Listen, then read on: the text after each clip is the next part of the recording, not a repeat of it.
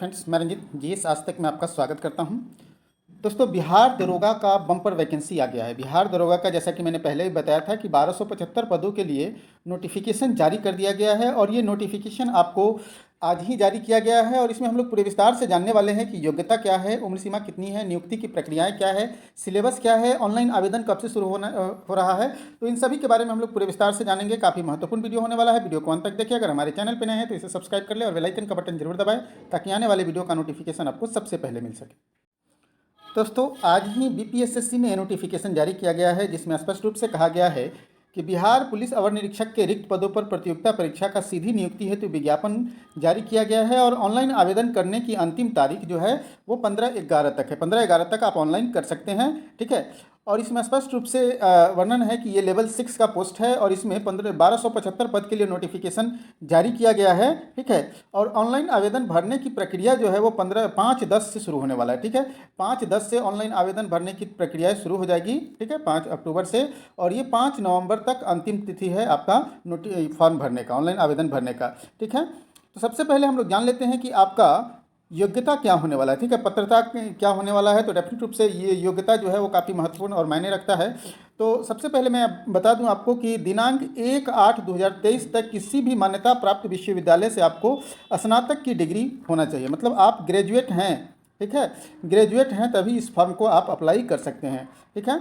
उम्र सीमा की गणना आपका 1/8/2023 से ही होगा, ठीक है। उम्र सीमा का गणना 1/8/2023 से ही होगा। और अभ्यर्थियों का उम्र सीमा जो है उसके लिए मैट्रिक के प्रमाण पत्र या मैट्रिक के समकक्ष जो प्रमाण पत्र होते हैं उसी से काउंट किया जाएगा। न्यूनतम मतलब मिनिमम उम्र सीमा जो है वो 20 वर्ष है और मैक्सिमम उम्र सीमा आपका देख सकते हैं कि अधिकतम उम्र सीमा 40 वर्ष है। 40 वर्ष है, मतलब आपको इसमें उम्र सीमा का छूट दिया गया है, ठीक है। उम्र सीमा का आपको इसमें 37 वर्ष पहले था, अब इसमें कुछ छूट दिया गया है, आप देख सकते हैं। उसके बाद आप बात कर सकते हैं जनरल वर्गों के लिए उम्र सीमा 40 वर्ष से 37 वर्ष तथा महिलाओं के लिए 40 वर्ष है, ठीक है। जनरल कैटेगरी के लिए मिनिमम उम्र सीमा 20 और मैक्सिमम उम्र सीमा 37 है। और जनरल कैटेगरी के महिलाओं के लिए मिनिमम 20 और अधिकतम उम्र सीमा 40 है। वहीं बात कर लेते हैं अनुसूचित जाति जनजाति के लिए, तो मिनिमम आपको SC ST के लिए मिनिमम उम्र सीमा आपका 20 और मैक्सिमम उम्र सीमा 42 है, ठीक है। वहीं OBC और EBC की बात कर ले तो OBC और EBC का जो है वो मिनिमम आपका 20 और मैक्सिमम आपका 40 वर्ष का उम्र सीमा निर्धारित है, ठीक है। तो आप समझ गए। इसके अलावा आपको बता दें कि शारीरिक मापदंड भी इसमें ज़रूरत होता है, फिजिकल स्टैंडर्ड्स भी होना चाहिए। तो जनरल कैटेगरी के लिए ऊंचाई जो है न्यूनतम 165 सेंटीमीटर होना चाहिए। अत्यंत पिछड़ा वर्ग के लिए 160 सेंटीमीटर ऊंचाई होना चाहिए। अनुसूचित जाति जनजाति के पुरुषों के लिए भी 160 सेंटीमीटर और महिलाओं के लिए सभी वर्ग के महिलाओं के लिए 155 सेंटीमीटर ऊंचाई ही पर्याप्त है आपका। इसके अलावा सीना जो है मिनिमम आपका बिना फुलाए हुए कितना होना चाहिए 81 और फुलाकर आपका कितना होना चाहिए 86, 5 सेंटीमीटर आपको फुलाकर होना चाहिए। इसके अलावा अगर बात कर ले महिलाओं के लिए तो भाई महिलाओं का सीना 79 और फुलाकर 84 होना चाहिए। वजन की बात कर ले तो न्यूनतम वजन 48 किलो होना चाहिए, ठीक है।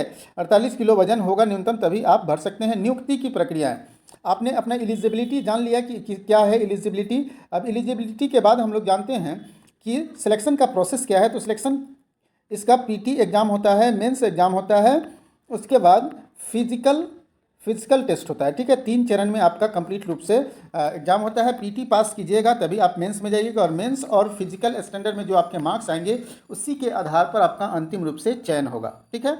सबसे पहले हम लोग बात कर लेते हैं PT एग्जाम का। तो PT एग्जाम 200 अंकों का होता है। इसमें 100 प्रश्न पूछे जाते हैं। सिलेबस आप देख सकते हैं, 2 घंटे का आपका परीक्षा होगा। इसमें 30% से कम अंक प्राप्त करने वाले अभ्यर्थी मुख्य परीक्षा के लिए असफल घोषित किए जाएंगे। मतलब क्वालिफाइंग मार्क्स ये 30% है, लेकिन आपको मालूम होना चाहिए कि क्वालिफाइंग मार्क्स कभी भी कट ऑफ नहीं होता है, कट ऑफ बहुत ज़्यादा ही होता है इससे, ठीक है।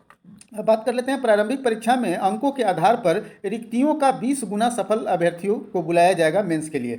मतलब अगर 1275 पद है तो इसमें 20 से गुना कर दीजिए, जितना आएगा उतना लगभग आपको क्या हो जाएगा, ये लगभग आपको 25,000 मान लीजिए, ठीक है। 25,000 से ज़्यादा आपका PT का रिजल्ट आएगा, ठीक है। 25,000 से ज़्यादा आपका PT का रिजल्ट आएगा, ठीक है।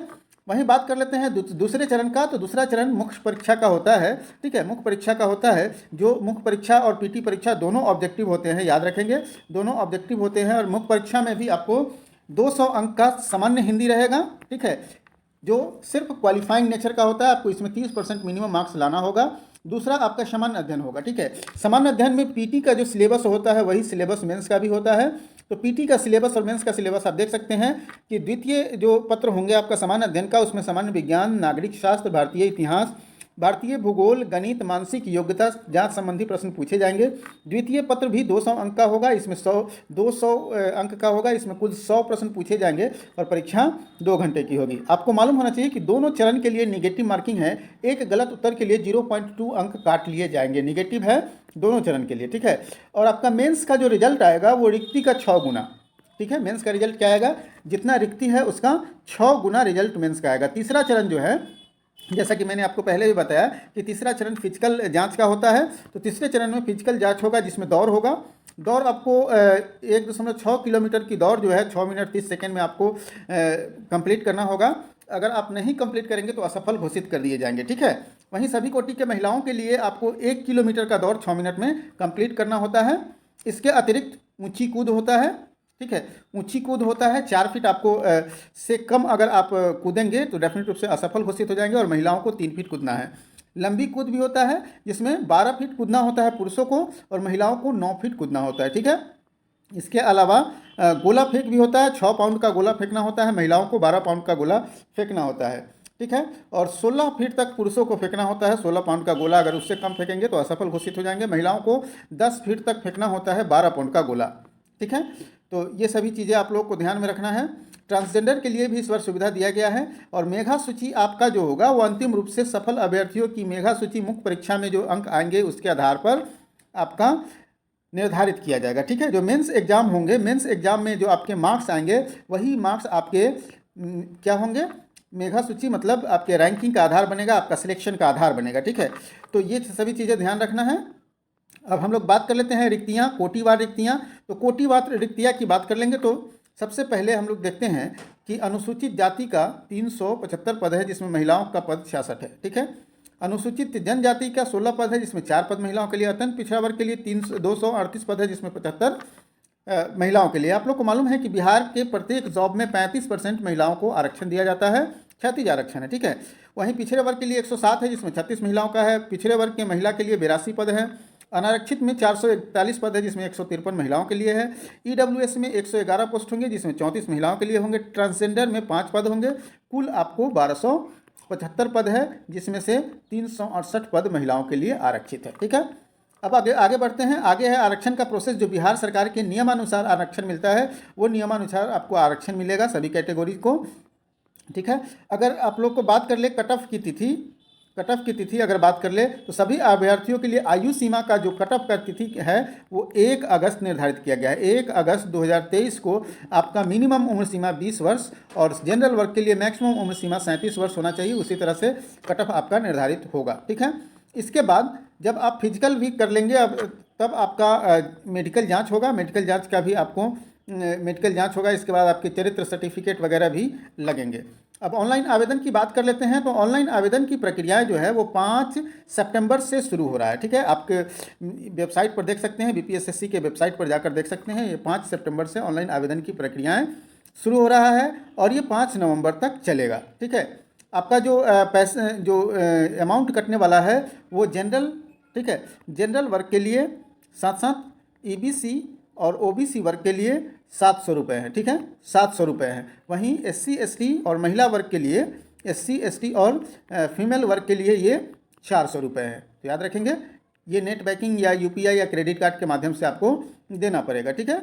ऑनलाइन आवेदन भरने के लिए भी बहुत सारे निर्देश दिए गए हैं। इसके लिए मैं अलग से एक वीडियो बना दूंगा। और साथ साथ किस सिचुएशन में आपकी अभ्यर्थिता रद्द हो सकती है ऑनलाइन आवेदन भरने में, ये भी इस सोचने वाली बात है। आप नोटिफिकेशन को डाउनलोड करके देख लेंगे, ठीक है। और इस निर्देश को आप डेफिनेट रूप से फॉलो करेंगे तभी जाके आपका उम्मीदवारी रद्द कब हो सकती है इससे संबंधित भी ऑलरेडी इसमें बताया गया है कि आवेदन पत्र का प्रथम भाग भरा जाना परंतु द्वितीय भाग अगर नहीं भरते हैं, मतलब फाइनल रूप से सबमिट नहीं करेंगे तो भी आपका अभ्यर्थिता रद्द हो जाएगा। अगर आप हस्ताक्षर फोटो अपलोड नहीं करेंगे तो भी रद्द हो जाएगा। आवेदन मूल्य का ऑनलाइन भुगतान नहीं करेंगे तो भी रद्द हो जाएगा। कोई गलत सूचना देंगे तो भी रद्द हो जाएगा। आरक्षण कोटि भी सही सलामत भरना है तो इन पर एक अलग से ही वीडियो लाया जाएगा, ठीक है। तो अब सारे तथ्यों को आप अच्छी तरह समझ गए होंगे।